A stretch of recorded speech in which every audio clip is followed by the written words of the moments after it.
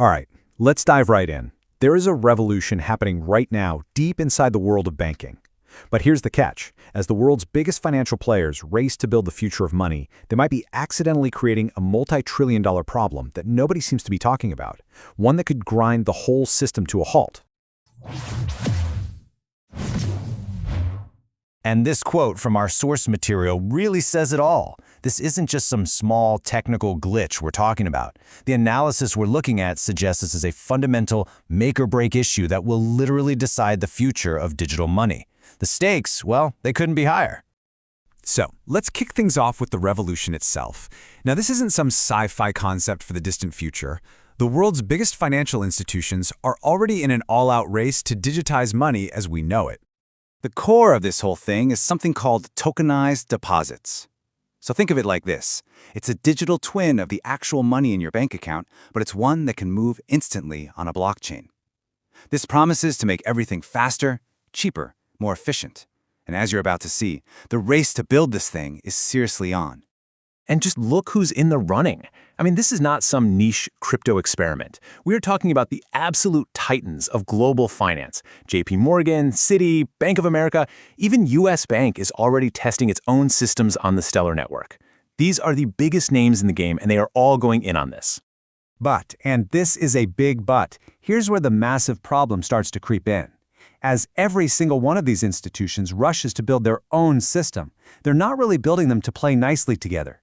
And this is creating a huge, unintended blind spot that could undermine this entire revolution.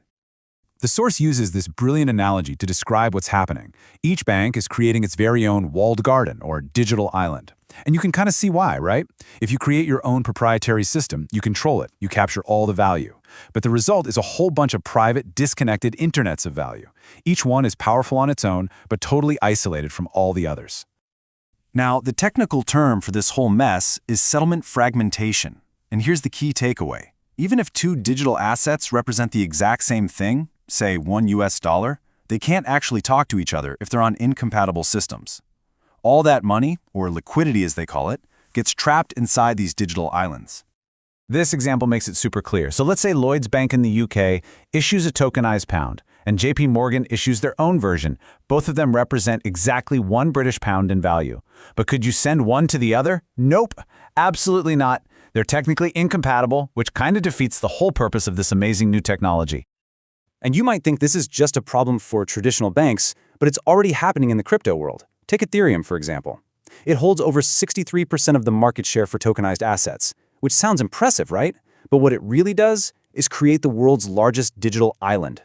When you're talking about trillions of dollars flowing into this new economy, having these massive, disconnected ecosystems is a recipe for absolute chaos. Okay, so if the problem is that we have all these disconnected islands, the solution has got to be building some bridges, right? Well, that brings us to the hunt for this crucial, missing piece of the puzzle, a true, secure interoperability layer. And I know what you're probably thinking right now. Hang on a second. We already have cross-chain bridges connecting networks like Ethereum and Solana and all the others. Isn't this problem kind of already solved? And you know what? It's a totally fair question. Well, the short answer is not really. And this is where the difference in scale becomes so important. The bridges we have today are notoriously fragile. I mean, they're constantly getting hacked for hundreds of millions of dollars. You simply cannot build the future of global finance with trillions of dollars on the line on top of infrastructure that's that easy to break. So, this is the point where the analysis we're digging into zeroes in on a very specific kind of solution, a technology that was apparently designed from the ground up, not just to be another flimsy bridge, but to act as a universal connector for this entire new financial world. The proposed solution is a platform called Quant. The source puts it forward as a technology built specifically to tackle these multi-ledger headaches and, most importantly, to solve that core problem of settlement fragmentation for good. So how does it work without being so vulnerable? Well, the process is actually pretty clever. First, it securely connects to each system. Then, it verifies the balances on both sides. After that, it coordinates what's called an atomic swap, making sure the payment and the delivery happen at the exact same time or the whole thing is canceled. But here's the secret sauce. The platform never, ever actually holds or takes custody of the funds. By doing that, it removes that central point of failure that makes other bridges such a big, juicy target for hackers. And the vision here is huge. We're not just talking about connecting a couple of blockchains. The ambition is to connect every payment rail, every kind of blockchain, public and private, every digital asset network, and even the traditional capital markets. It's designed to be a universal translator for value, no matter where it lives. So, we have the problem, and we have the proposed solution. But this is where things get really fascinating from a market perspective. The source material links all this technology to a compelling analysis, asking if this whole situation has created what it calls a coiled financial spring. Take a good look at this number, 1,249. As of late 2025, that's how many days Quant's own digital asset, QNT, has been in a period of price consolidation. We're talking more than 3 years of its value basically just moving sideways, building this massive, massive base. The source uses this fantastic analogy to describe the kind of market pressure it thinks is building up. This long, quiet period isn't seen as a bad thing, but as immense potential energy just being stored up, like a spring being compressed, just waiting to be released. You can't hold it down forever. And this isn't just some random theory either. This chart here compares QNT's current situation to what another major digital asset, XRP, did before its big 2021 rally.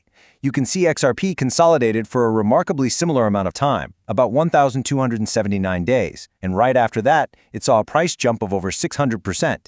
The analysis here suggests a very similar dynamic could be in play. And all of this brings us to one final provocative question to leave you with. As the giants of finance pour billions and billions into building their own incredible but separate digital islands, could it be that the most valuable asset in this entire new world isn't actually located on any single island, but is, in fact, the secure, universal bridge that connects them all? That's the question this analysis really makes you think about. Stay ahead in the crypto market. Subscribe now for the latest global news and updates.